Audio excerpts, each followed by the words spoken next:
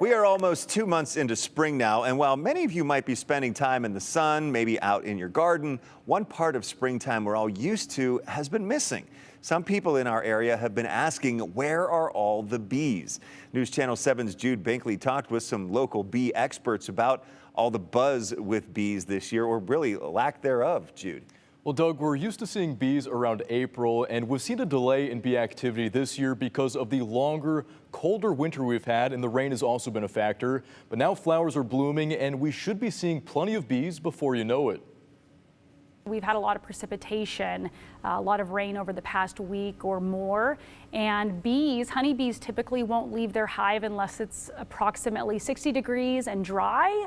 And so that's delayed the bees being active on a lot of flowering plants and trees. Activity that will be buzzing soon as temperatures warm and flowers bloom. That is going to be a recipe for seeing a lot of bees active and flying and gathering pollen and nectar from plants in your yard and in our area. Melinda Jean Stafford is a board member of the Treasure Valley Beekeepers Club. She says bee populations in our area have been relatively consistent. So even though you haven't seen as many bees flying around lately, I wouldn't necessarily correlate that to being a loss of bees. We've just had a longer winter than what we're used to. Bees buzzing also mean that bees will be swarming soon, which is when a colony grows and ultimately divides from one colony into two. The queen will leave the hive with about half of her bees and find a new home.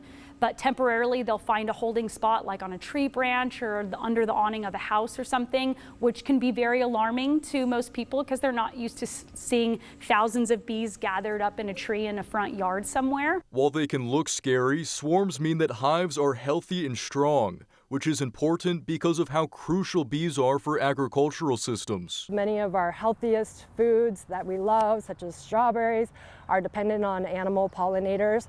But they're also really important in terms of our ecosystems. So the seeds and the berries that birds and other wildlife rely on, they need to be pollinated. Kristen Nojeski is the community volunteer specialist for Boise Parks and Recreation. She says Idaho has between 400 and 700 native bee species. Most of them can't even sting you.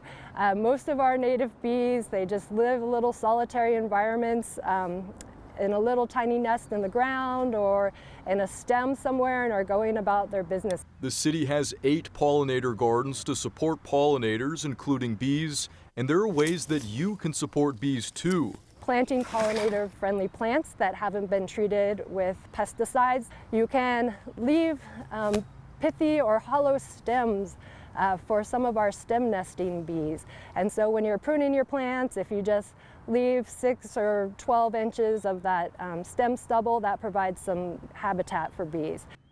Now, if you do see a swarm of bees, Stafford says you don't want to panic. Instead, you can go to the Treasure Valley Beekeepers Club website. They have a big red button on their homepage that you can click, which will find a beekeeper in your zip code that will come and get the hive off your property and also rehome those bees. And Doug, will have all that information and the website linked in our story at ktvb.com. Yeah, I think you said it perfectly, Jude. Don't panic. Call the Beekeepers Association. All right, thank you so much.